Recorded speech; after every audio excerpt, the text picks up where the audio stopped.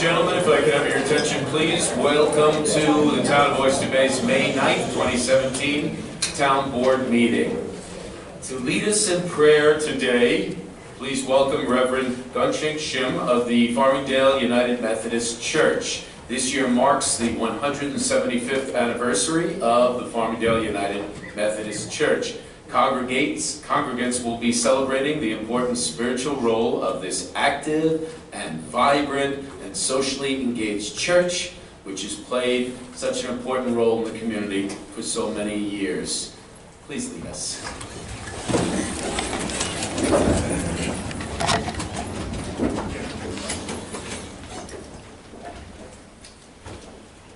Each day and every day is your perfect gift to us. What a blessing it is to begin with a prayer. Oh God, you are our God. For you, our bodies thirsts, our souls yearns. Lord, we are your people. Pour out your Spirit unto us, gathered here in this town hall this morning, especially those, the leaders, and including the supervisor, who are working diligently for the welfare of this town residents. Grant them your wisdom as they administer and make important decisions for the people. Thank you, God, and bless this town, and bless all who belong to this body and this town. Lord God, thank you again for letting us to begin this precious day with your love and hope. Thank you, Lord. In Jesus' name, in God's holy name, amen. Amen.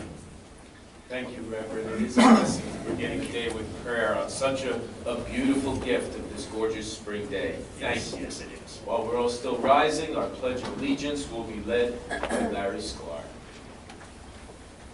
Pledge allegiance to the flag of the United States of America and to the republic for which it stands, one nation, under God, indivisible, with liberty and justice for all. Thank you, Larry. Town clerk will now call the board.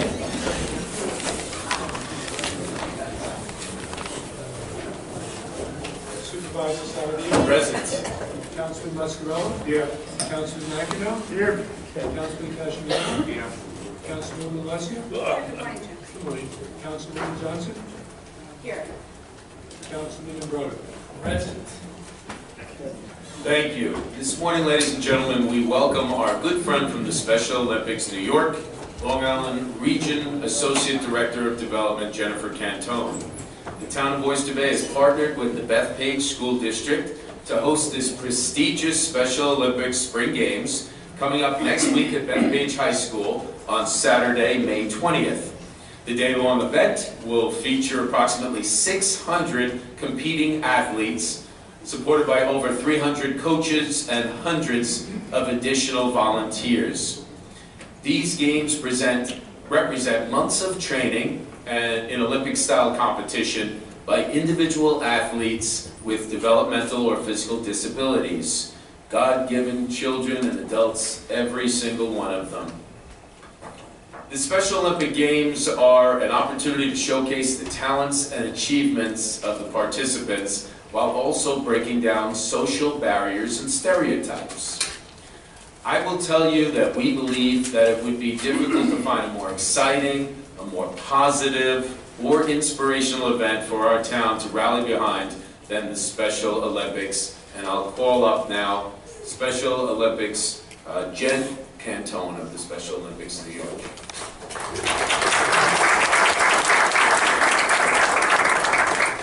Thank you, Supervisor. Thank you, everybody. The games that are happening on Saturday, May 20th is our biggest competition. And we have, like you said, over 600 athletes, and they will be competing in any one of these sports. We've got track and field, tennis, aquatics, and powerlifting. If you have not seen what these athletes can deadlift, it's pretty incredible. We are so eternally grateful to the town for embracing us and embracing our organization, and with your support to put on these games. It is a huge undertaking for us, and without your support and the support of Bethpage School District, who is their first year hosting with us, we would not be able to do it. So our partnership with you guys is one that we are eternally grateful for, and I hope that everybody is able to come out and see our amazing athletes. Their oath is let me win, but if I cannot win, let me be brave in the attempt. They are all very brave. They've been practicing for about 3 months now. They all want to win the gold medal, and to see them cross the finish line and to stand on the medal stand and receive their medals. They have their arms in the air, they are ecstatic, and they are eternally grateful that they are able to participate with us, because by participating with us, they grow and they're able to go out in the community, and some of them do indeed work. And like I said, we're just very, very thankful to you, Supervisor, your entire staff, the entire town board, and all of you for your support. And I hope everybody can come out for at least part of the day. Opening ceremony starts at 9:30. The athletes will parade in, and the competition will start at 10:15, and we hope that you're able to join us. Thank you again. The town is very privileged to support the event. The town board members are very privileged to support the athletes and be part of this and recognize the athletes, recognize your work, thank all of the volunteers. Just so the public gets a sense of what to expect, talk to us about some of the events that we'll be hosting. Well, with Bethpage having a pool, they will have anywhere from any one of the relays. They could do freestyle, they'll do breaststroke, they'll do backstroke. So you can start off there, and then you can go and watch our powerlifting team. They do bench press, and they weight, and then they do the deadlift. And then tennis will be on the tennis courts, and then our track and field, we have 50-meter runs, 50-meter walks, 100-meter walks, 100-meter dashes. We've got relays. We have on our field portion, instead of a javelin that you would see in a typical Olympics, it's modified a little bit, so it's a modified javelin. We've got a softball throw. It's going to be incredible, and the events are going to be going on continuously starting at 10:15. That's right. And just be prepared for lots and lots of hugs. Lots and many different track events. Many different track events. They run continuously, so they'll start. We actually have them going on both sides of the track. So one will go, and then as soon as they race, they go when they medal. We talk about cherished moments. These are cherished moments for the athletes, as well as for us to be a part of it, to partner with you, to support the athletes. We're very privileged to do so. And we are grateful for your support. May we have a photo with your staff members to help promote the event and let the public know, so we're out there on our website and out on the internet and everywhere else to let the public know about this? Yes, absolutely.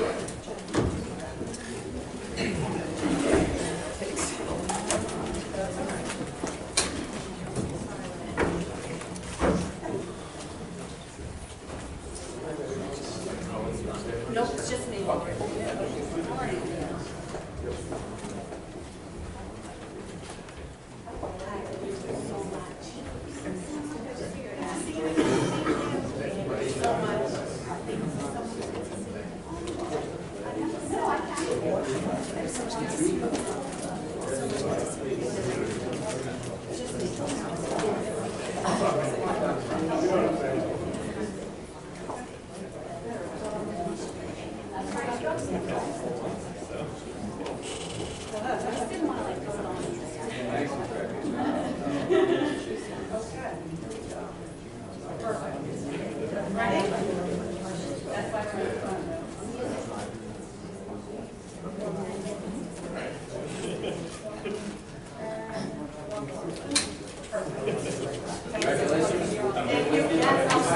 I'll see you in a week and a half. Everybody in a week and a half. Thank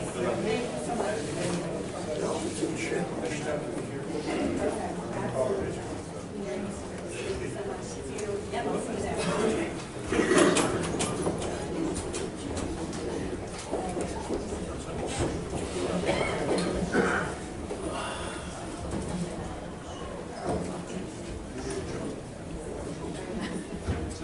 Ladies and gentlemen, for our second presentation this morning, we take tremendous pride in commending a former Oyster Bay Town Councilman and employee of the Town of Oyster Bay's Department of Public Safety, Leonard B. Simons. Lenny was recently the recipient of the prestigious National Hurricane Conference Distinguished Service Award. This award recognizes his nearly 3 decades of increasing public education and awareness of hurricane hazards and teaching emergency preparedness here on Long Island. In addition to his vast professional experience, Lenny has maintained a passion for studying meteorology and sharing the information he learns about this science with our residents. Over the years, he has orchestrated many public hurricane and weather safety seminars throughout the town of Oyster Bay.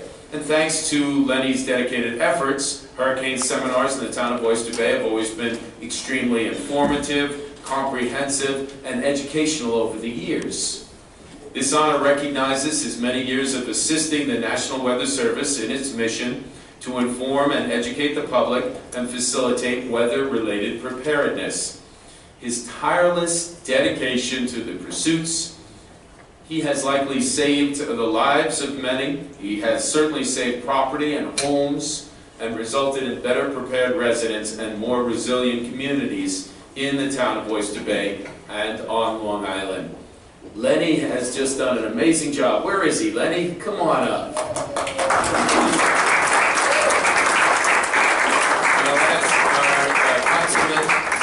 Joseph Muscarella, who was with us honoring Lenny yesterday at the airport with the National Hurricane Service, the Hurricane Hunters, and that amazing aircraft. It was really something to see and be part of it. Lenny, we're so proud of you. Would you like to say a brief statement? I do.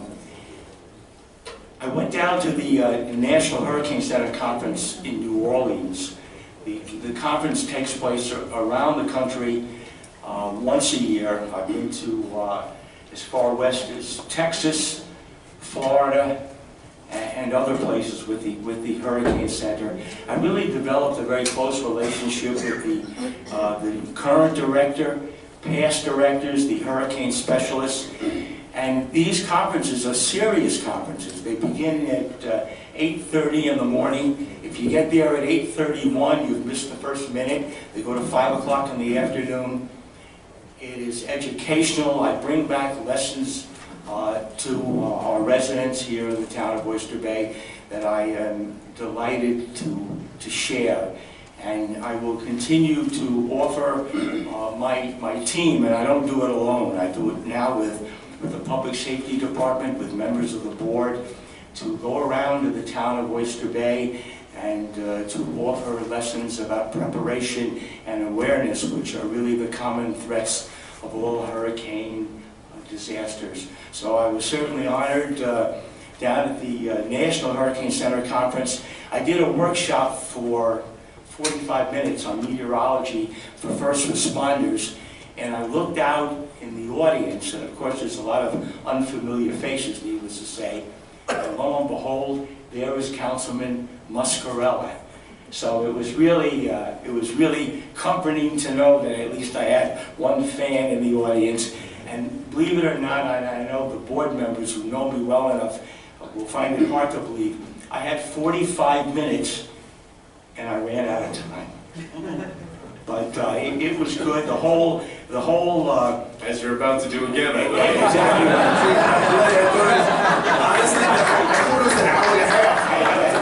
I have to share. I do have to share one story, and then I'm going to turn the clock way back. Everyone knows I take my meteorology very, very seriously. And when I first went out doing road trips around the town of Oyster Bay, I've always needed a partner. I've never really done it alone. And at that time, I looked around and I wanted to choose somebody who was not going to just pay lip service. I wanted to choose somebody who was a believer in the mission. And the mission ultimately is to protect property and save lives. And I think many of you know, but my first partner was Joe Saladino. And we went around the town, we went from place to place, and we made presentations together. So I know that I have a partner and the town has a partner in terms of your commitment to emergency management and ultimately the safety, health, and welfare of our residents, and I thank you. Thank you so much, Len. And the difficulties conferences that you've traveled to, you've always done it on your vacation time at your own expense. Absolutely. There's not been a single penny of taxpayer money that has ever been involved. I have funded all of these trips myself.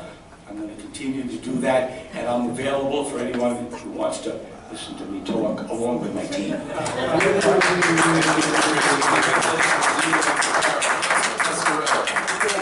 First of all, if I would have known he was going to be on it yesterday at MacArthur Airport, I wouldn't have flown down to New Orleans. But look, since you started with the stories, first of all, you have a passion, no matter what you do, talented, gifted, unbelievable. You are probably, we're very proud of the board to have you within the town of Worcester Bay.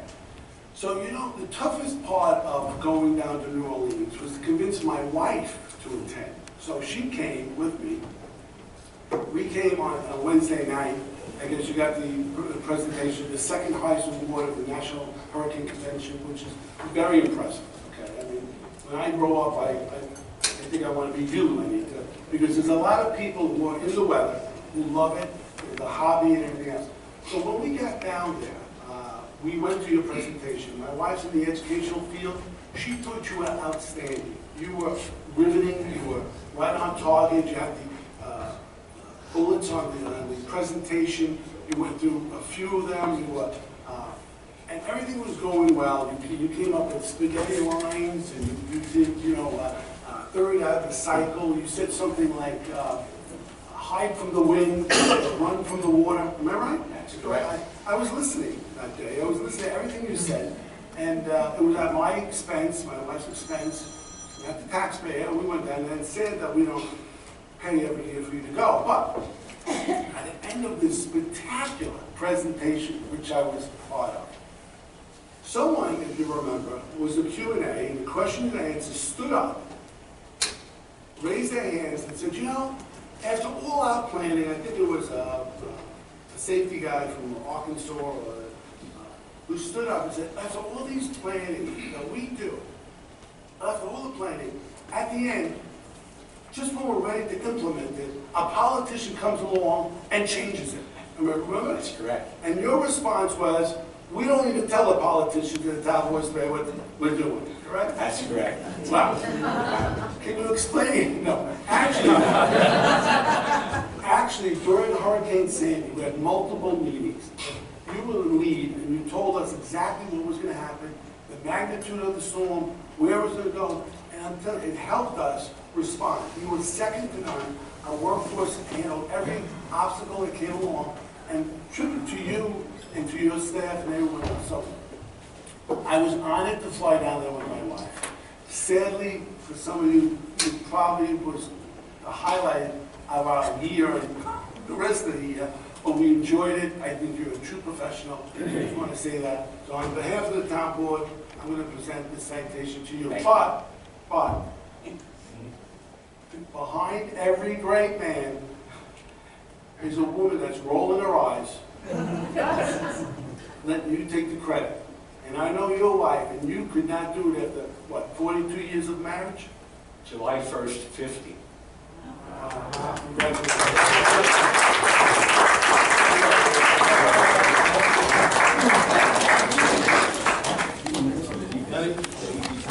I think I'm going to start. I'll be the president and the only fan against Andy. Right?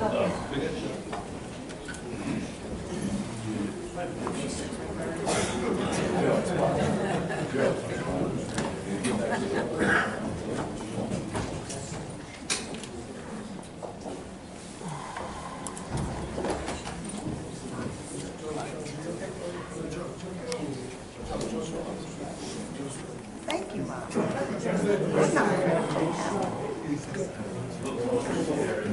Since you've been hanging out with Carol. Yeah, Carol.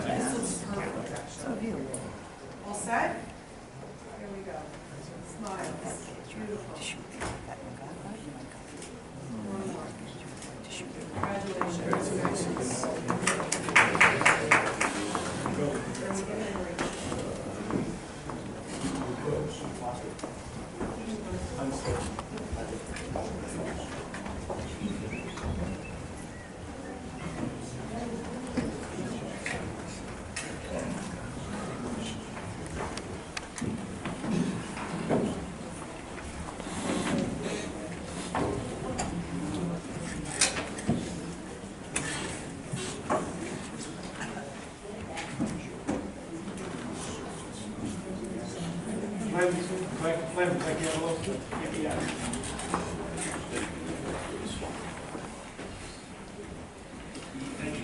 Thank you, Councilman. Thank you, Glenn.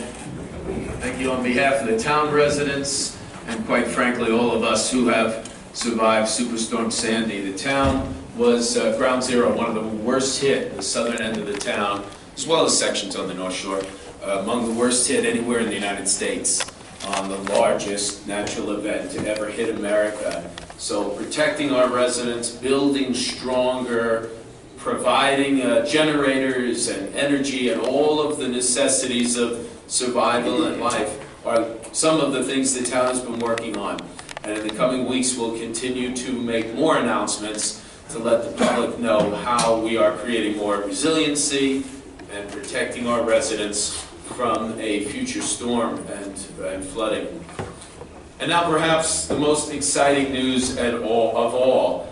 We'd like to bring the public up to speed on some very positive progress we have made in our continuing efforts to open the doors of government and ensure complete transparency for our residents. It's been very important for us to turn around the town of Oyster Bay, create a new day, be progressive in our efforts for transparency and ethics reform, and we've been delivering.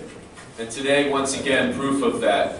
It was just last week that the town of Oyster Bay had the honor of becoming the first municipality in New York State to work directly with Reclaim New York and create a height of transparency. Thank you very much. It's a lot to be proud of. A fully independent and nonpartisan and nonprofit organization that is committed to government reform and accountability, that evaluates every municipality and is working toward getting to every municipality in evaluating them and motivating municipalities to reach the height of transparency. Reclaim New York's Transparency Project is a new initiative aimed at reviewing, evaluating, and increasing online transparency from local governments throughout New York State. When Reclaim New York approached the town about this transparency initiative, I viewed it as a perfect opportunity to show just how serious we are about transparency and ethics reform, sweeping reforms in the town of Oyster Bay. The town was not only, thank you, we're working very hard at that, taking it very seriously. The town was not only the first to submit to an evaluation by Reclaim New York, but also the first to commit to adopting standards that have been identified to create the most transparent town government to our residents. The most transparent town to our residents. No other local government has been focused on this and has been as proactive as the town of Oyster Bay. And as a result, the town of Oyster Bay has become the new standard bearer for transparency in New York State. Evaluation markers such as municipal transparency, access to information, fiscal transparency, contracts, RFPs, much of the information, so many items are now, were reviewed and evaluated and now are available online for the public to see. These are just some of the standards that the town was evaluated on.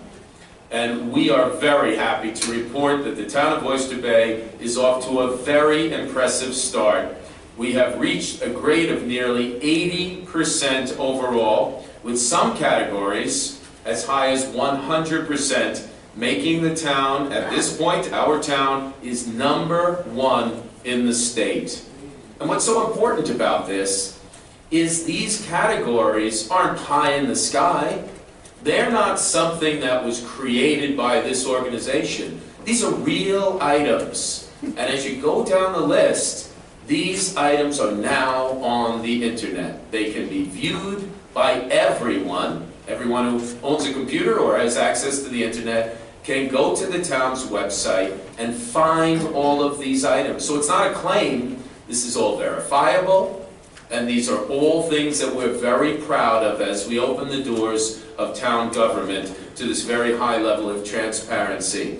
Some other municipalities are on the list here on Long Island. The town of North Hempstead is not far behind us on that list. And we challenge all governments in New York State to reach the town of Oyster Bay's level as we all try to strive to be the most transparent. It's a big, big deal. It proves our commitment, but it proves that we are changing the town of Oyster Bay with actions and positive deeds and reforms, not words and claims.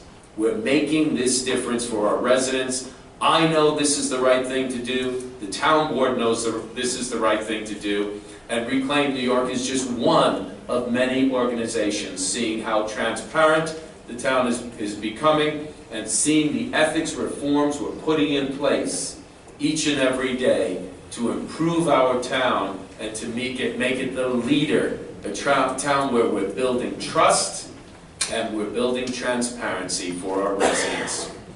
We look forward to working closely with Reclaim New York and utilizing not only their effective tools, practices, and protocols, but also their vision and their guidance in moving forward with this worthwhile and important project. And quite frankly, it feels very good to be the model of transparency for the rest of the state, right here in the town of Oyster Bay, as we have quickly turned our town around, and we will continue to make the town of Oyster Bay the very best. Thank you. Now the town clerk will call our first hearing.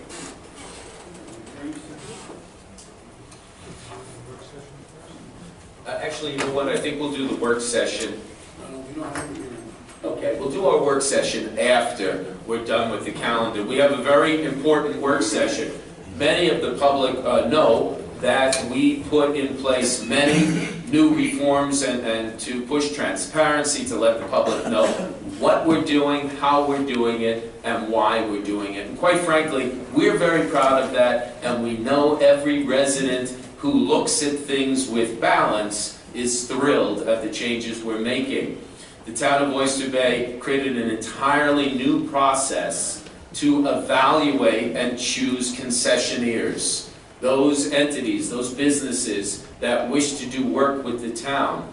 We sent out requests for proposals, and over a 2-day, 18-hour marathon sessions of work sessions, we vetted and listened to the proposals of everyone who answered our RFP. We broke it into different categories, so it wasn't one entity having the concessions for all of our venues. And in that process, we chose some very excellent, very forthcoming, and very professional and ethical partners here in the town of Oyster Bay. The taxpayers will not be spending tax dollars to retrofit and rebuild our facilities. The concessionaires will be spending their own money, and we're also very proud of the fact of our choices, which we deliberated publicly. We made our decisions publicly for all of the public to see, for the media to see, and all of those watching on the internet. The end result is not only will these concessionaires be providing all of the money on their own to retrofit our facilities, but the total rent the town will be receiving is upwards of 5 times the total it had received in the past. One of the concessionaires that we chose told us that after crunching their numbers, they were not able to continue on and go into a contract with the town. The fact that we're here again today to listen to the proposals of those who responded shows that the process works, that the process works in all scenarios, and a great sign of its ethics and its design is that it keeps working going forward. So we're very proud of that fact, and after our regular town board meeting, after we vote on our resolutions, we will be listening to the responses for our RFPs at Tappan Beach to choose a new concessionaire. So the town clerk will now. Okay, Supervisor, we have a table, a remove from the table, and a walk-on. I'd like to start with those so that we can call the regular action calendar order. You have a motion to table resolution number 237. On the motion. So moved. Second. Motion made by Councilor Muscarella, seconded by Councilor McIntosh. On the vote. Supervisor Saladino? Aye. Councilman Muscarella? Aye. Councilman McEnough? Aye. Councilman Cashagana? Aye. Councilwoman Alessia? Sorry? Aye. Councilwoman Johnson? Aye. Councilman Ambrodo? Aye. Motion to table resolution number 237 passes with 7 ayes.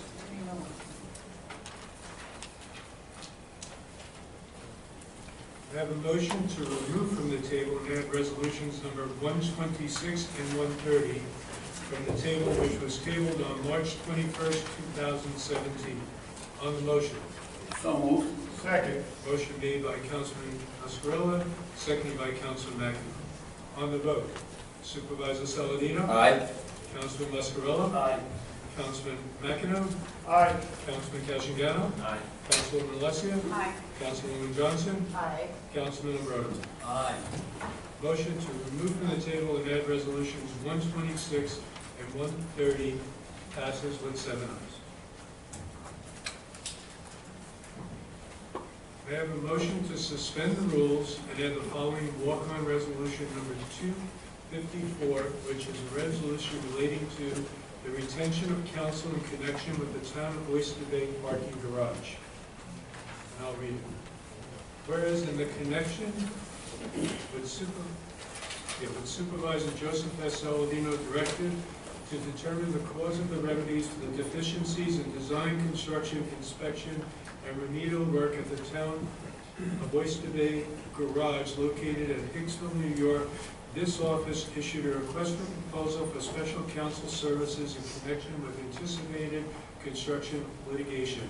And whereas Joseph Masello, Town Attorney, and Matthew M. Rosea, Deputy Town Attorney, for memorandum dated May 9, 2017, have advised that the Office of the Town Attorney received 5 responses, each of which was evaluated according to the criteria set forth in the town's procurement policy and in accordance with Guideline 9 thereof. And whereas following such review, it is recommended that the Town Board of the Town of Oyster Bay, the Town Board, authorize the retention of Krishnik Lacey, PLLC, 630 Johnson Avenue, Suite 201, Bohemia, New York, 11716, to serve as special counsel to the Office of the Town Attorney in connection with certain construction-related litigation. And whereas Joseph Masello, Town Attorney, and Matt M. Rosea, Deputy Town Attorney, by aforementioned memorandum recommended that the Town Board authorize Krishna Lacey, PLLC, be retained for the amount not to exceed $35,000, with funds to be drawn on account number OTAA 142044110000000, and that the Office of the Town Attorney, aided by Krishna Lacey, PLLC, be authorized to commence litigation against all parties that are deemed to be responsible for damages sustained by the town and its residents in connection with design, construction, inspection, and remedial work of the town of Oyster Bay garage located at Hicksville, New York.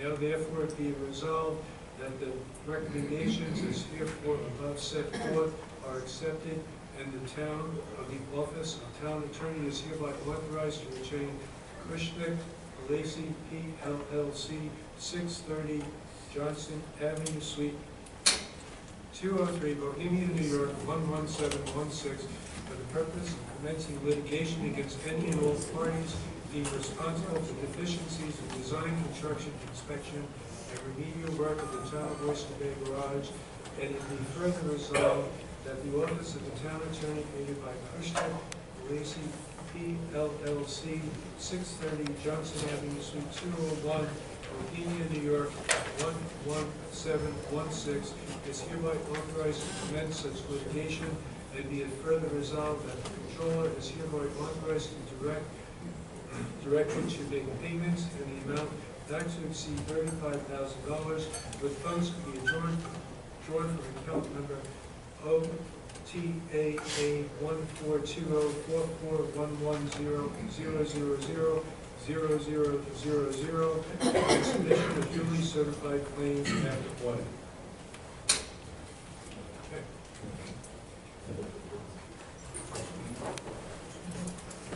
Motion? Second. On the vote, Supervisor Saladino. Aye. Councilman Mascarell. Aye. Councilman Macchino. No. Councilman Cashagano. Aye. Councilwoman Alessia. Aye. Councilwoman Johnson. Aye. Councilman Imbrugno. Aye. Just for the record, motion was made by Councilman Mascarell, seconded by Councilman Macchino. The vote was 6 ayes and 1 nay. So was that the vote just to introduce it or to vote on the resolution? I'm sorry? Just introduce it. Thank you. Just to introduce. Thank you, Now we'll do the whole sorry. action. Thank you very much, sorry. Now may I have a motion to adopt resolutions number P11-17, resolution number 254, noting that resolution 237 was tabled. On the motion. So moved. Second. Motion made by Councilman Mascarell, seconded by Councilman Macchino. Supervise your various speakers on all these resolutions. Our first speaker on the resolutions will be Bob Fryer.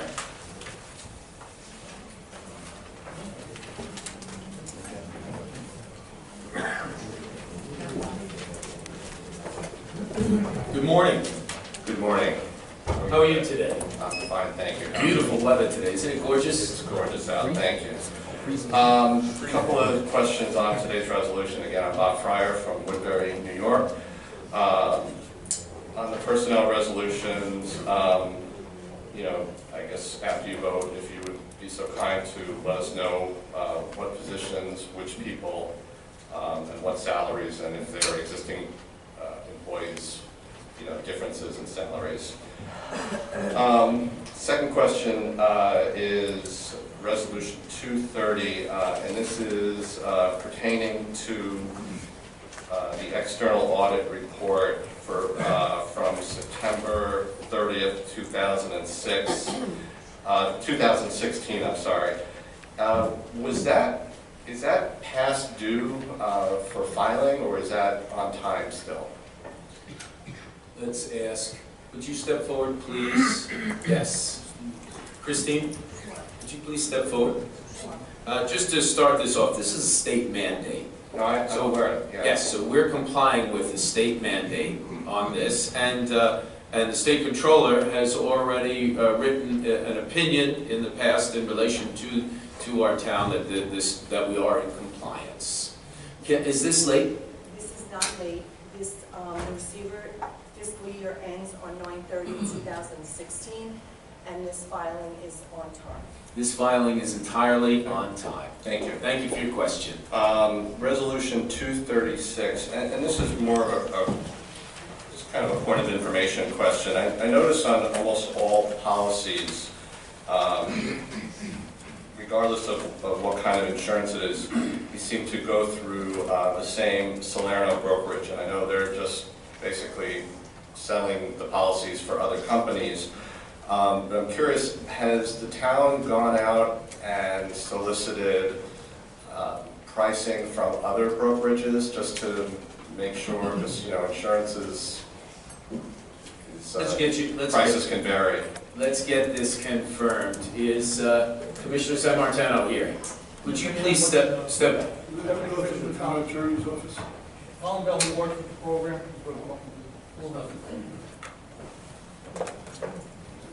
Good morning, Mr. Bell. How are you? Would you please step up? Yes. So a question has been asked in regard to the policy. But by the way, this is general liability insurance. And I'm not. Just so you know, just so we are Just clarify my giving question, the please. transparency and the Yes. facts to the public, I'm just because asking it's very important not for just us specific about this policy, to give the but I'm facts to asking the about all the public. policies. Yes, of course. Appreciate if you wouldn't talk over me. Thank you. I appreciate it back. Thank you. So this is paid for by a federal grant at no cost to the town for the purposes of clarity. Now, is this what process do we use to determine who gets this work? In this case, we're using Salerno brokerage because we have, the Ford has used them in the past and we've been satisfied with their service. So to answer your question, in this case, no, we did not approach another brokerage firm because we've been satisfied with Salerno. And again, Salerno is charged with the responsibility of finding policies for us, of which we choose the most cost-effective policy. Have they done the best job in the town's experience in getting us the best value and at the lowest cost? In our experience, we've been very satisfied. Thank you very much. I And, noticed the backup, there's not a list of the prices, the price that he recommends we take. I believe there is. Is there? Yeah. It's general liabilities in the amount of $17,000, and the professional liabilities in the amount of $3,000 and change. I believe it's there, Councilman. I was looking for it last night, I was looking for other companies that might have bid to them. And I've noticed a lot of backup, I don't see other companies bidding them. This is just for, in general, I want to see backup, I want to see bids, I want to see comparisons. Councilman, the deputy town attorney, Dennis Swanson, may be able to provide some information with respect to this and the process by which it was done. yes, Donna. Yes. Hi. We do go out for RFP to various agencies in, not only here on Long Island and Oyster Bay, but to Westchester as well. At this point in time, we get the responses from those various agencies, and at this point, I did not work on the one for you, but our general liability policies, all of our policies, there are RFPs to other agencies out there. Whichever agency can get us the best price is who we go to. And that's the answer. Can Yes, you provide me with documentation of that fact? Absolutely. Thank you. Would Thank you like very that much. now? You can provide that later today. Okay. What's your next question?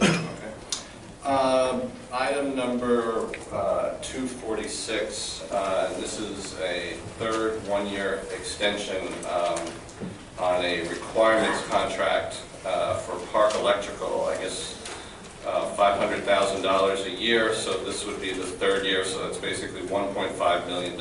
Actually, it's not. No.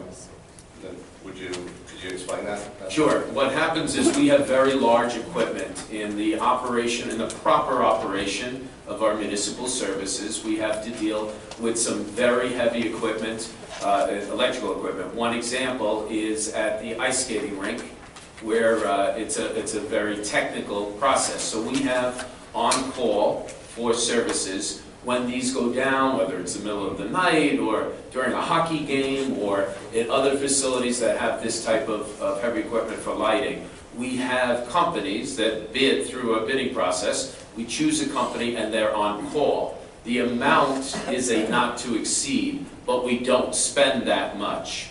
But in an emergency situation where you need a very specialized electrical contractor to do very heavy-duty municipal work, they're on call for that. However, this was a requirements contract, so you didn't have to go out for bid again, you just renewed it from a previous... Let's get the full information on that. Is Mr. Pinto here, Commissioner? This gets, all this is a Parks requirements contract, this gets run through the engineering department, DPW. I think Commissioner Lenz has... Commissioner Lenz, would you please step forward so we can set the record straight and get the facts out to this resident? We did not rebid this. This was an extension of the original contract. Which was bid in the beginning? It was bid in the beginning, okay. Absolutely. What we're doing is, in talking with Parks, we need an electrician to help us with the Musco lighting, to install the Musco lighting at all ball fields. We have several lights that are out. The highway and Parks people are not capable right now of repairing them. Some of them have to be replaced, so that's why we wanted to get an electrician. So this is for the electrical services, the very expensive parts involved? Absolutely, yes.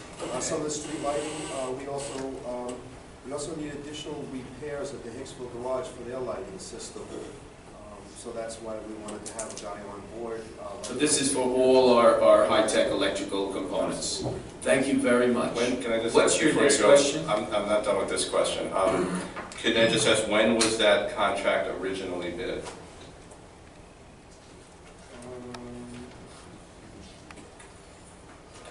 2014. 2014. Thank you. How are we doing on time? 310. Okay, sorry. Resolution 250, this is the settlement with Newsday. So could you just clarify, the town is paying Newsday $57,500, but the judge had awarded Newsday $71,985. So was that just a negotiation to try and get the price down, or what happened? That I'm told that, let's ask our town attorney. Yes, Supervisor, the judge had sent it down for a fee hearing, and Newsday's attorneys had requested a sum far in excess of what we ultimately settled with them. As the alternative to going through with the fee dispute, we negotiated with their attorneys for an amount that both sides would agree was reasonable. And this is for actions taken long before I was on the board. Before any of your initiatives about transparency and open government were enacted, that's correct. Okay, thank you very much. You'll have to take up the rest of that with a representative of Newsday, why they would ask for that much money. Okay, and just the know history, that you have I know you weren't on, relationship I know you weren't on the board, but the history, what was the award for? Could you explain? It was obviously the result of a judge's decision. For what? For a case that the town had with Newsday. About? Supervisor, I can shed a little bit more light on it. Again, this is before your initiatives for transparency. Transparency. Local government. At that time, the prior administration withheld documents, I assume in good faith. Newsday appealed the denial of the FOIL request and succeeded. And they succeeded from Thank you. Thank you very much. This is why it's so important for the transparency initiatives that we're undergoing. And we're very proud of the fact that we have made so many changes that we are above any other municipality, including the town of North Hempstead right next door. We're very proud of the fact that we have been rated #1 as the leader because of this administration and the tremendous changes that we're making. I hope all positive thinking and level-headed residents would agree and embrace that these are the right changes to be making. The response we're getting from the public has been excellent. They agree that these are the changes that they want to see. They're very happy with the changes From that Reclaim we've New been York making. you're talking about? No, all residents from all over the town have been responding in a very positive way for the changes that we've been making online, when it relates to our foils, when it relates to putting contracts online, when it relates to so many, the RFPs. The RFP process that we're going to see today is but another example of my commitment to reform the ethics of the town of Oyster Bay, to create sunlight on all we do, to ensure that the public is coming first. Thank you. Okay, thank you. Our next speaker is Mr. Kevin McKenna.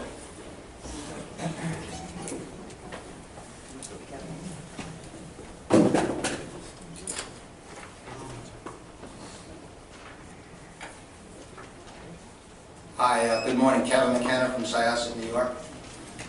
The walk-on, can we comment on that now, or is that later? No. Good. I just lost the train of thought. Before I Take your time. Relax. Before I go to Take that, your time. It's all good. just a point of information, the Resolution 236, the Solano brokerage, that was actually brought up meetings ago. It might have been prior to you, Mr. Interim Supervisor, being here, but the people in the back did at that time say that they were going to compare. I think Bob Fryer brought it up meetings ago, and the meeting was told, I forget by who, that you were going to compare other insurance agencies to Solano brokerage. And the comment that I heard initially didn't indicate that. What happened was that they made a comparison where they went out and checked many different insurance companies. Didn't you tell me you worked in insurance?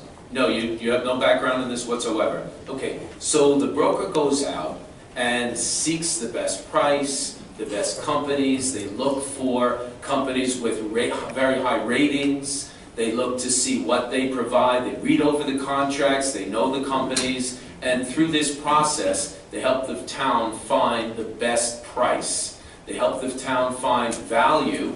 Some of the items that we're insured for, we are self-insured. In this case, this general liability is paid for with the federal grant that is provided us for the entire program, no cost to the property taxpayers of our town. Now, we wouldn't go out and go get the most expensive insurance. We're looking for the lower cost to save money, to do it properly, but also to appropriately protect the town, protect the taxpayers. If someone falls and gets hurt there, we can be sued, and we're going to continue to ensure that we're getting the best coverage. And one of the things that this company does is goes out and looks at many, many different insurance companies to determine what is the best value at the best price that suitably protects the town. Oh, I understand, they're an agent, and that's what they do. But have we compared any other agents to see if they could get us better prices? That was something that you said you were going to do in the past. I was wondering if it was... Donna, have we? Let's take a look at that. Absolutely. When we went out to bid for general liability automotive, we happened to have had a meeting with a firm here on Long Island that had a specialized municipal group or branch. And as we were comparing the prices, that gentleman looked at us and basically said, if you can get this price out of, I believe it was Alliance at the point, you need to take that price.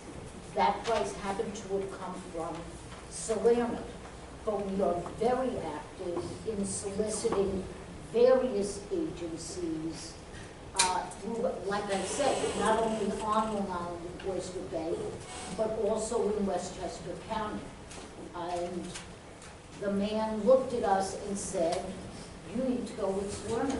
I cannot even come close. I appreciate. Was this company a company that has a vast amount of experience, years of experience? Vast. I'm trying to remember the name, I'm sorry. We can find that out. You can get back to me later today. I appreciate and what do you they said have the ability?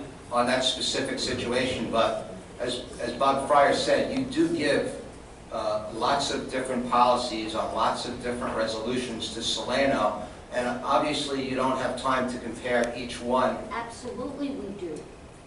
Absolutely we do. Okay. And I don't see why you would say that. We send out between 5 or 7. How come it's not in the backup? How come the comparisons are not in the backup?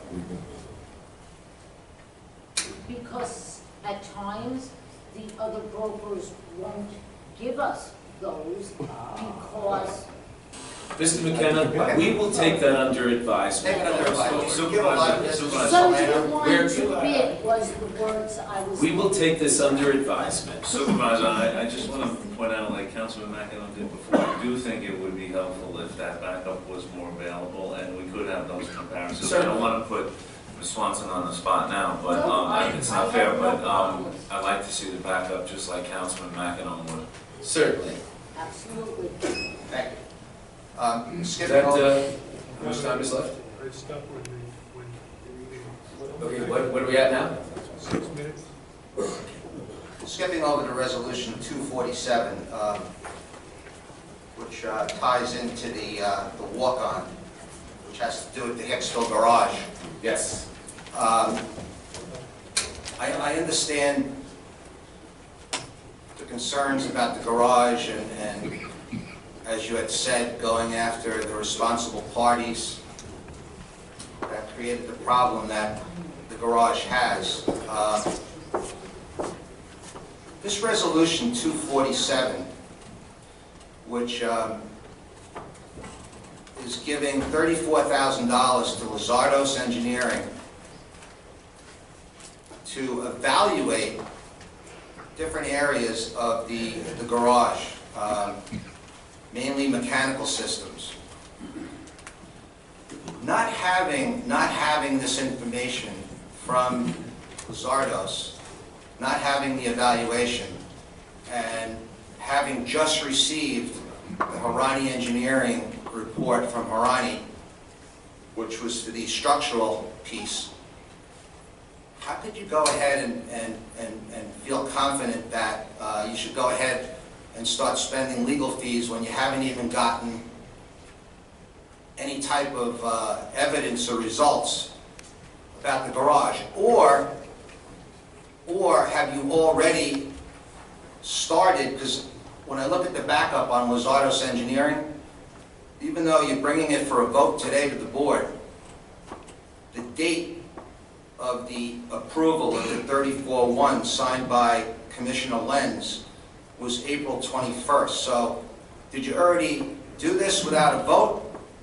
Or are you just going to start this? And if that's the case, how could you go ahead and make a decision to sue when you don't have the information from the experts? Mr. McKenna, I know you're not an attorney and you're not versed in the law, but these are all actions that a responsible public official must take to protect the rights of the taxpayers and the town. I understand that, but that's not my question. My question is... You're asking why are we hiring an attorney? No, I'm asking you on this resolution 247, if it was started back in April without a vote, or are you going to just start Lozardo's today? Let's go right to the town attorney And to what I'm get saying your is- question answered, so the public will know that the town is taking every measure to act responsibly and appropriately in this case to protect the rights And if I could also add in, Sure.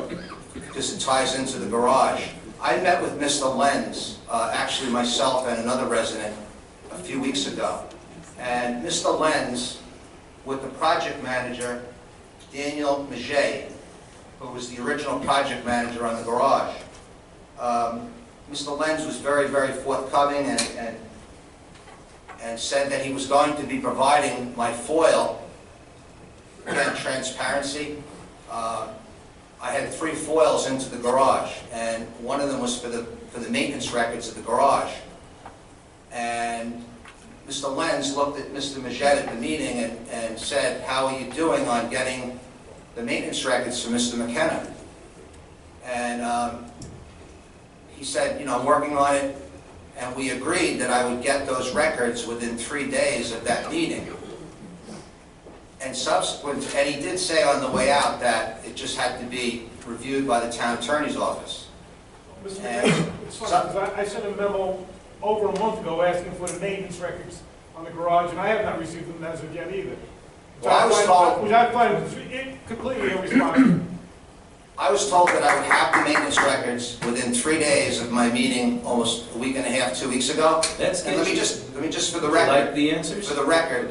For the record, after apparently the town attorney's office reviewed my foil and reviewed what Mr. Lenz was very willing to give me, I got a letter from the town clerk's office stating that due to the complexity of the time needed to get the records, that I wouldn't have them until any sooner than July the 18th.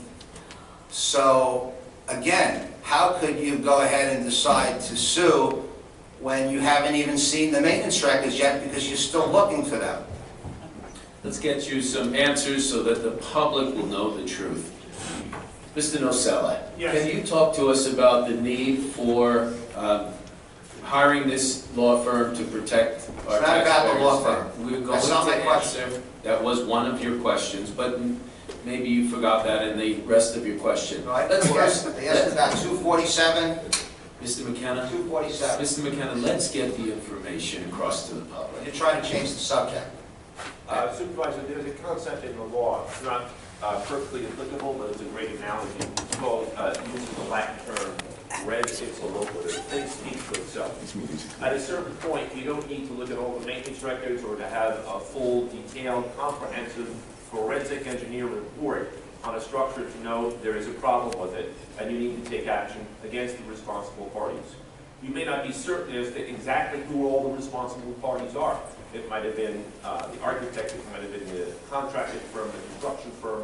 It may have been people who provided remediation or service. I understand all that. That's not my question. I'm going to get to your question. All I want to know about is 247. Let me finish, sir. Sure. And as a consequence, you retain legal counsel to evaluate and initiate a lawsuit. Oftentimes, what will happen is, as they determine what parties ought to be sued, those parties will implead all the other parties, so that every potentially responsible party will become a defendant in the lawsuit. The reason for that is the attorneys may initially sue defendant A, and defendant A's response is, we're not responsible, we didn't commit any negligence, there was no negligence, or if there was negligence or defects in the construction, it should have been the other party's responsibility. With respect to the other resolution that Mr. McKenna is referring to, 247, this is to provide on-call engineering services at the moment, right now, separate and apart from the lawsuit itself. Those engineering services, depending upon what actually is done and what needs to be done, may ultimately become part and parcel of what we're suing about, what we may choose to sue about, and what the claims are that the attorneys cite.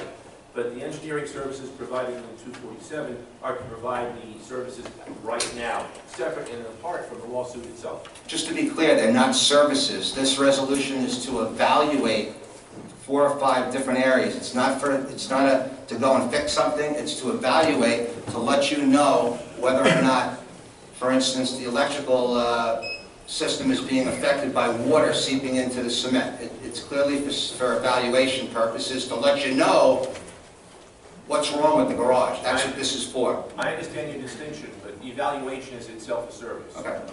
Mr. McKenna, I'm not clear on something. We are taking the responsible steps, and Mr. Nocella, are these the responsible steps that all municipalities facing this situation? I'm not disagreeing with the lawsuit. Absolutely. There's no question. And if we didn't take these steps, could we be seen as being irresponsible? Absolutely. I'm not disagreeing. I just hope to be clear. I'm not disagreeing with the lawsuit. Mr. McKenna, I'm just disagreeing with the fact that a lot of information, such as the maintenance records, has not been provided, and that would tell a lot of the story. And apparently, I'm not the only one who's been trying to get a copy of that. Which will all come out through the process, and we'll ask the commissioner next. But am I to understand that you wouldn't have the town take action to protect the taxpayers, to make sure I'm that not we disagreeing with the lawsuit. I'm just saying that you might be putting the cart before the horse. You're in favor of us reaching the goals of this meeting the deadline? Can I ask you a question? Who is it that you're considering suing? Because there's multiple parties. That's why we're hiring this specialist. Like me to tell you from what of the foils that I've received? I don't know if, let's find out more information about the foils. But can I just throw out one point of information for the public and the board in case you don't know? So long as it's factual. It's factual. I read in one foil that I got, which the town should be concerned about this, that Scalamandre and Sons or whatever from Freeport, which was a main general contractor, as well as Sidney Bound, and Sidney Bound hired a sub-consultant, which was the primary consultant, Intercounty something or other, and they made a recommendation to Sidney Bound and Scalamandre. The initial specs called for 5,000 pounds per square inch of cement product. And this company, some sub of Sidney Bound and Scalamandre, recommended that you could go down to 4,000 PSIs and still meet the bid specs and the structural integrity. Sidney Bound approved it, Scalamandre approved it, and Richard Betts signed the paperwork, and the town of Oyster Bay approved that. And that, I'm no expert, but that is certainly an area that probably has a lot to do with the quality of the cement. And all I'm saying to you is that the town of Oyster Bay signed off on that recommendation. Well, I appreciate you pointing these things out. I can assure you that this administration is going to get to the bottom of this. The previous commissioner that you mentioned no longer works for this town. I have replaced that person with Mr. Lenz. He doesn't work for the town? I thought he was transferred to planning and development. No, does not work for the town. He's since been, he doesn't work? That's correct. And I have replaced him with Mr. Lenz, who is a PE, professional engineer is what that means, with many years and decades of experience in municipal engineering as well as in the private sector. Quite frankly, he was a great find. And on the financial side, we are not responsible because we adhere to civil service law. We're not responsible for paying his health care and there are no pension credits because the state takes care of all of this. So this is a win-win for all of us. Yeah, I agree with the lawsuit. I just think that maybe you should wait to get all the information? Well, Then we're maybe going it's to gonna start- ensure that You we didn't meet- answer my question about 247. Did you start this work Just before we move on, April 21st? Did you start this, or are you gonna start it now?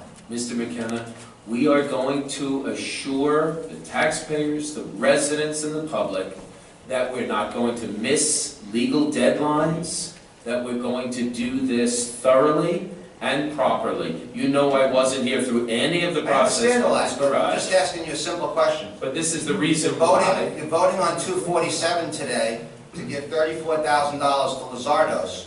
Did they already start doing this work back in April, or are they going to start doing this after you vote on it today? After That's we my question. vote. What's that? After we vote. You sure about that? How much time is left on this? You just answered the question. We're not going to get into this back and forth here. We're appreciative that you come up I here. asked the town board to, when ask you vote on questions. this, to find out if this work has already been started a month ago, and you're just rubber stamping something that's already been started. What's the purpose of a vote if you already started the work? Thank you very much. Supervisor, I think Commissioner Lenz has his Yes, hand up. I'd like the Commissioner to clarify. Commissioner, would you please step forward so we can get this clarified? That's good, Kevin. Accusations were foisted upon the town, obviously by someone who admitted that they don't have any kind of an expertise in this field. Can you speak to us? Can you speak to us about this? Oh, my God. Commissioner Richard Lenz of Department of Public Works. The work for this resolution has not started. The only thing that they have done is they have gone out into the field, this is Lizardos, and we also gave them some documentation on the reason why they're going to be looking into it is for the mechanical systems, which includes the fans, the elevator, and also the lighting system. So based on what authority did they go out and start? I asked them just to come out and take a look. That's all it was. They didn't start any of the work. They didn't do anything else. That's all they did is come out. And what's the April 21st date? This is the dates. You know that everything has to be submitted 2 weeks before the town board meeting and all that. So that's where these dates are all coming from. These were all submitted earlier. And Is that a docket requirement? I mean, yes, it's a docket If you want to requirement. explain it so the average person, which I consider Sure. myself, A docket- some days are better than others, I like to understand it as well, and if I can understand it, Sure. perhaps those in the audience could understand it. the docket requirement is that 2 weeks before a town board meeting, everything has to be submitted to the town board for their review, so that they have 2 weeks' time to review all your documentation. And that's what this is, that's why these dates. Now, as I said, in the past, normally we don't have anybody out. I just wanted to at least show Lizardos, is this something that we can move on along and take care of? And they said yes. I'm sorry, Councilman. You gave copies of documentation of Lizardos without getting town board approval? What I did was, there was one documentation for the mechanical room that I gave them. I did do that. I'm telling you up front right now. And Councilman, the other thing too is, I do apologize. Is that helpful in the process? Is this a process that has been conducted in the past? No, I don't normally do this. Does it help them to Yes. give us a scope of Well, that's what I was just going to say. Thank you very much. It was so that they could then give us the scope of work for the costing. Without that, I don't think they could cost things properly. So it was one piece of document that showed the garage, showed the mechanical room, the electric, and the elevator room, so that they can then do the proper costing of the work that needs to be done. Isn't it a public document? Yes. Couldn't somebody foil it? Yes. Oh, so, all right. Yes. So this is similar to any other RFP where we provide information to Yes. the consultant in this case, so they can give us an accurate It's not like answer. any other RFP. The garage is in question, the structural integrity is in question, and the process that was followed is in question. But it's really not like any other RFP. But the commissioner's admission that he showed them the document, that was the purpose of my question. Okay. If they Yes. could have got it, subject to FOIL, Right. it's not a sensitive document. Foil will die. I just wanted you to feel better about showing them the die. I don't see a problem. Right, I understand. Normally we don't, as I say, it's just that when you're trying to do a cost estimate, they need something to work off of, and that's what it was. They had to come out to the field to see it, and then I also gave them, as I said, one piece of document so that they can then give us the proper cost of us, and that's where you got cost of us of $34,100. Did we also offer to other firms looking to bid on this, or is this the only one we're going with? At this time, you're right. No, I did not offer it to others. The reason being is I wanted to move this project along because of knowing what the other outcome is going to be, where we are suing.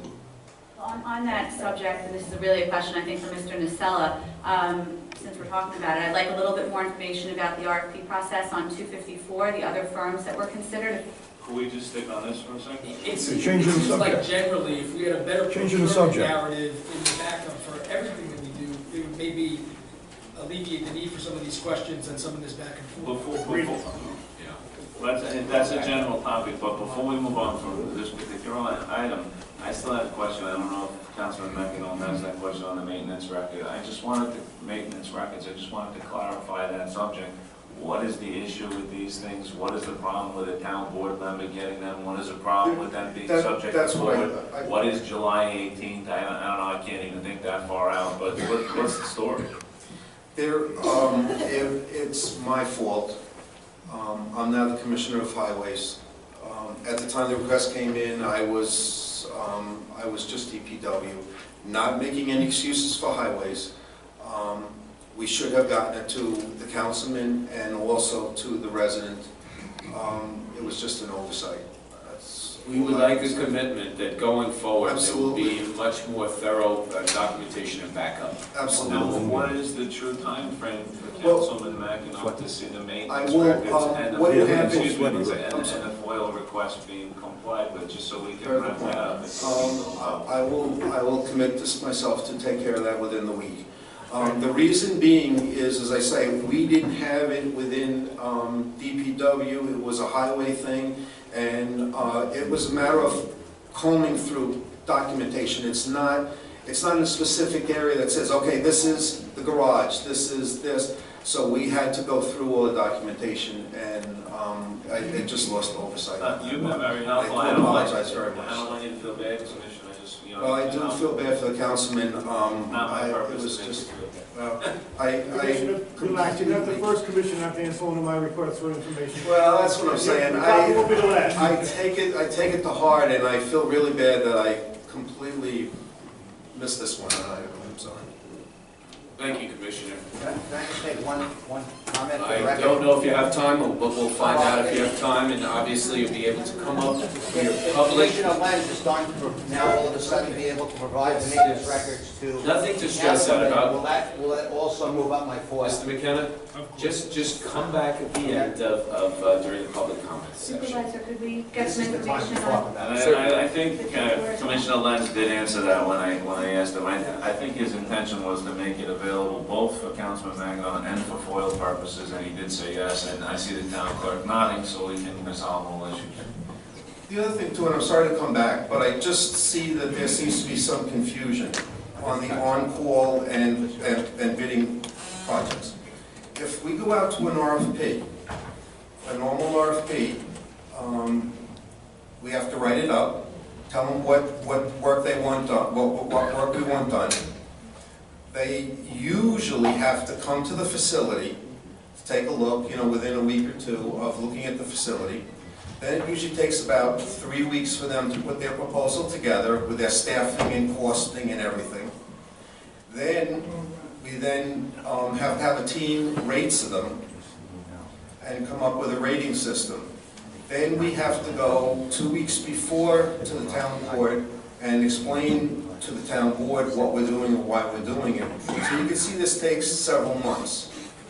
Now the only reason why I was going requirements contract is we could pick a guy who was already RFP'd, who already gave you all his requirements and recommendations for his work as far as mechanical or structural or whatever, that this would shorten our time so we could get somebody on board right away. That was the only reason why we're using on-call. Commissioner, so it seems to me when the question was asked, was this RFP? The answer is yes, it was, not specifically for this situation, but in the past, it was RFP. Absolutely. They were retained for on-call services, and you chose to use those on-call services in this situation. Yes, I did. Yes, I did. So people might have gotten the impression that you just went out and hired somebody, and that's not what happened. No. And we're also using my professional opinion. That's what I was hired for. I'm a professional engineer, using my professional opinion for certain engineering firms. Just like doctors, certain engineering firms have certain expertise that you will go to. All right? Councilwoman, did you get your information? Would you like more? No, because on 254, I just want to get a little information. And Commissioner, I just want to say what a good job I think you're doing so far. You've been coming into this, you're brand new, and you've had so many things that you've had to handle, just things with me personally that I've asked you for.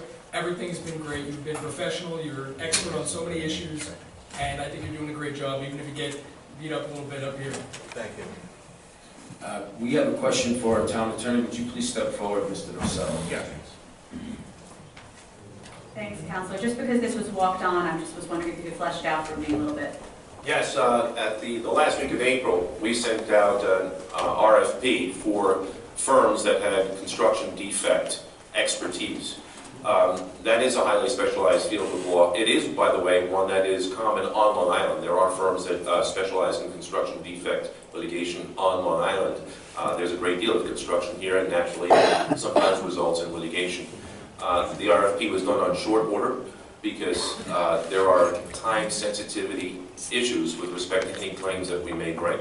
We received back 5 responses. My staff and I evaluated them. We selected this particular firm as one Long Island-based firm in Bohemia, New York. Kushnick and Balachi, 90% of the work that they do relates to construction defect, and therefore our judgment based upon that and other criteria, not merely their expertise, but the cost effectiveness of the representation they could provide. These were the ones that, in our evaluation, had the best proposal. Mr. Nocello, did they confirm to your office that they have no conflicts with any of the potential parties? Yes, they did. As a matter of fact, there were other firms that responded to the RFP with the courtesy, simply stating that they would and really appreciate the privilege of representing the town of Oyster Bay, but there were conflicts. They acknowledged those and explained that's why they would not be responding. Thank you.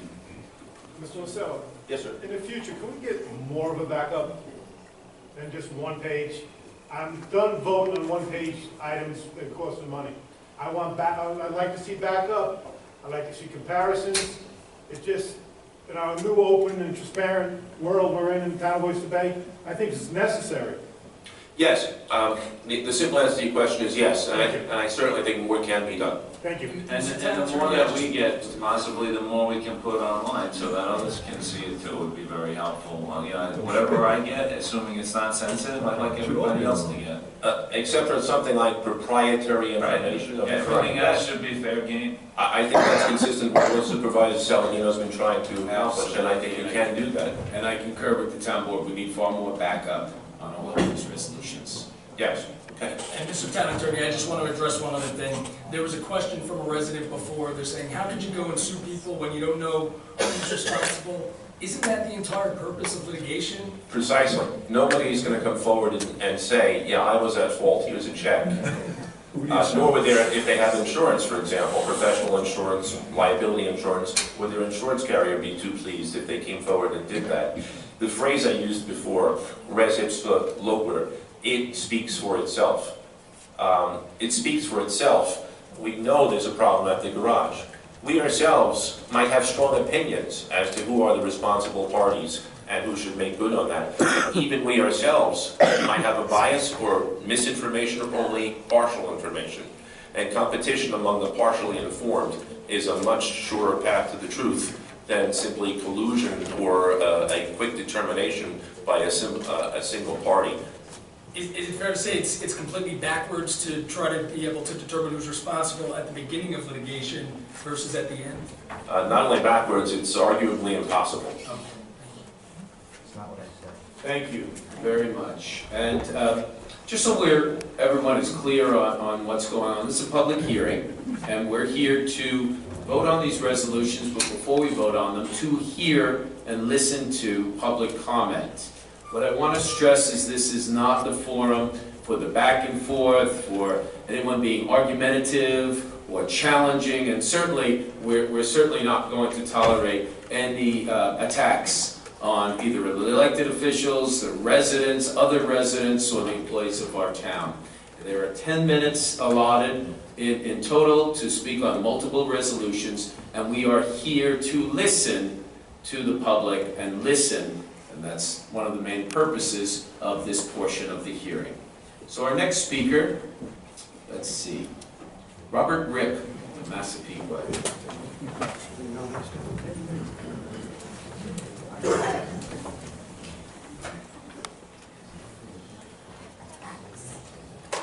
Hello, my name is Robert Ripp. I live in Massapequa, New York, 77 Sunset Road. I have a couple of things to speak about. I'd like to ask that you allow me to speak unimpeded, because you only give me 10 minutes. Just in relation to Mr. Lentz, in my opinion, he just went on the record admitting that he violated the ethics code. Doesn't matter if the material is foilable or not. You just paid Newsday $57,000 because you fought for material that they had to get. The town code is specific. No one can release town information without the approval of the town board. And that's why you terminated Alex Van Sandor, right? The IT guy that was recording or working with the phone system that you had. So that's something that I'm going to address. In Resolution 254, I commend Mr. McInerney for not voting on it. This is a walk-on resolution, and yes, you dotted your I's or dotted your I's and crossed your T's, you walked it on, you followed the letter of the law. Evidently, Mr. Rosea wrote a memo docket on today's date, but who in their right mind would believe that you're going to vote to hire these attorneys and you don't know anything about it? So what you're doing is, you're circumventing the open meetings law by walking on this resolution, and you're trying to make it look like you're following the rules, and technically you are following the rules, because the memo docket Matt wrote is dated today. But again, everybody knows that you already knew what you were doing here. So this is not a perception of transparency. This is a perception of deception, that you're not transparent or anything but. To go into Resolution 251, this is a redo of Resolution 94, which if you've been following along, I have a restraining order against the town not because the resolution was wrong or what you wanted to do was wrong, but because the way that you presented it was wrong. And I want to touch base on that because it's a really remarkable story. Back before the meeting on March 21st, the town posted your action calendar, and in regards to Resolution 94, the only information you gave was resolution pertaining to the award of construction contract H16-146 concrete replacement throughout the town of Oyster Bay. Now, I objected to it, and I sued the town based on your violation of the open meeting law. But what happened that day, I had no idea that this was a sidewalk contract, repair contract. But what's amazing is you had a speaker that day.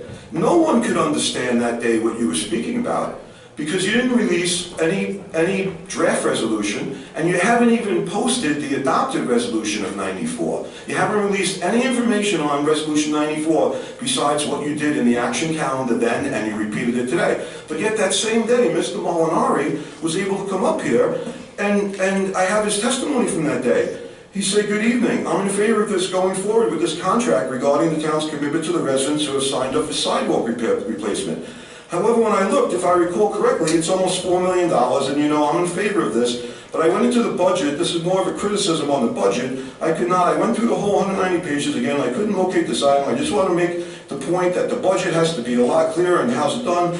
Also, I wanted to raise a question on this. Since this is $4 million contract, what does the town expect to receive back on revenue from the residents? You know, the residents are paying $100 a square, so I'm just interested in that. How much are the residents, how much is the town going to pay? And then Ms. Councilwoman Alicia, she has full knowledge of what's going on, because she replies back to Mr. Molinari. I just want to echo, it's funny that Mr. Molinari said what he did. I really want to echo this sentiment. I was struggling with this. It's just that it's an awful lot of money. Mr. Could you just please slow down? I'm trying to, but I have a lot to say, and I'm running out of time. I apologize. I apologize.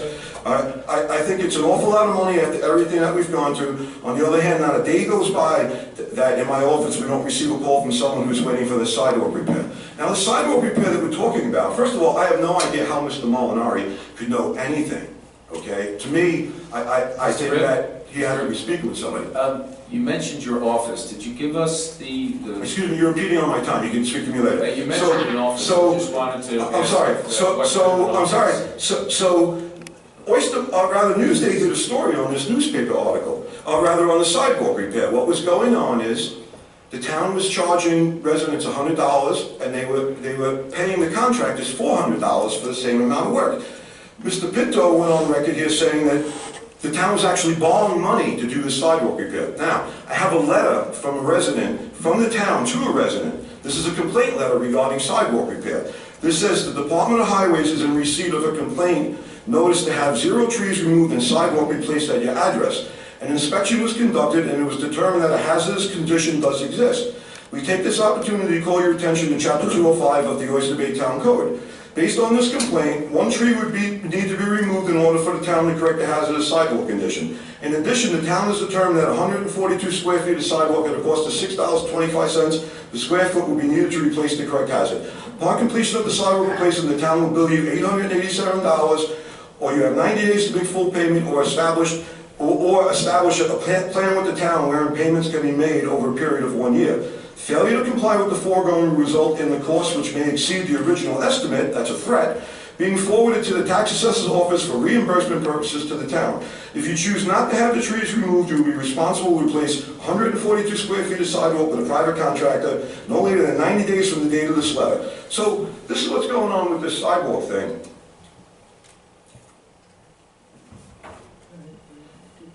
It's a big scam. It's a big scam, and all it is. You set up this plan so that these contractors can make this money, and now, yes, I objected to you putting Resolution 94 through because you violated the Open Meetings Law, and I was in court Monday, May 1st, and the town attorney, Frank Scalera, was there, and we discussed with the judge that there would be nothing from preventing the town from reproducing the resolution and following the Open Meetings Law while doing so, and that's what you've done today. So, this is what you're voting on. I don't think you should go through with it. To get into resolution, sorry.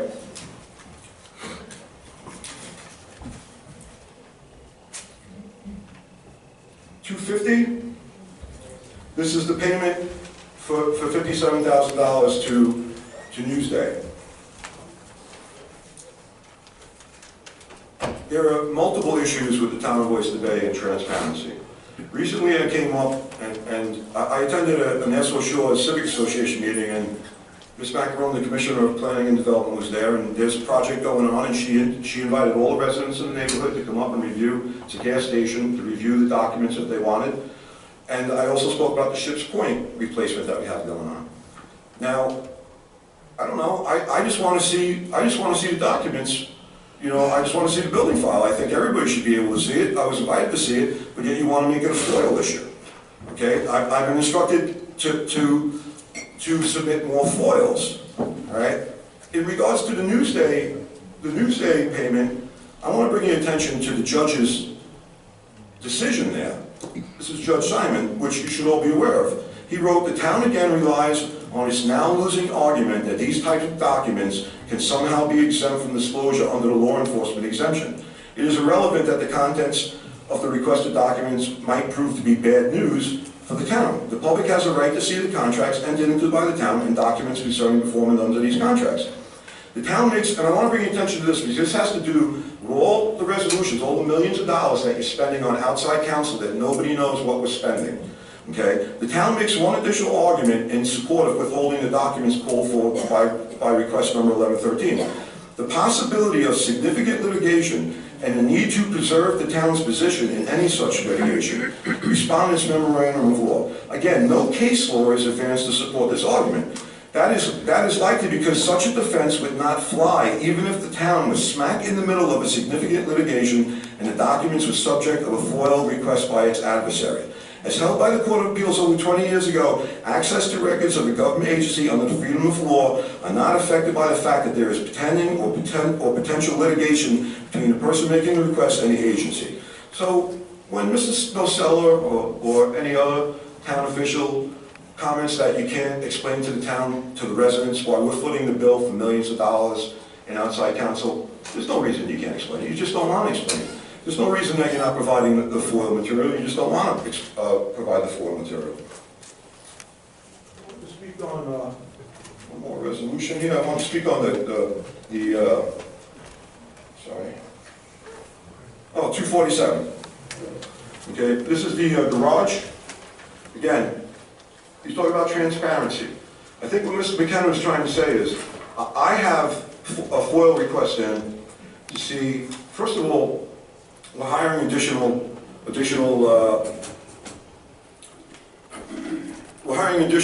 contractors here to do another evaluation. I want to correct Mr. Umberto, because those contractors that are hired here, there's no RFP. These are done on one of the open-end agreement, open call contracts. There was no bid for these people to come in and do this additional evaluation.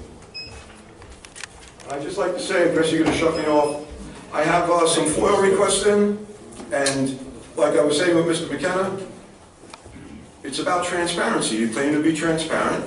We're not saying that, or I'm not saying that the town's acting irresponsible in regards to the Hicksville garage, but I would be able to make a determination if you would release the information. I mean, I foiled the original contracts. He refused to give them to me. I foiled Sidney Baum's evaluation, which was allegedly already covered all this, so we're like double evaluation. He refused to give it to me. The bottom line is, that's why you're paying Newsday $57,000, because you're not transparent. Thank you. Our next speaker will be Shinu Shako.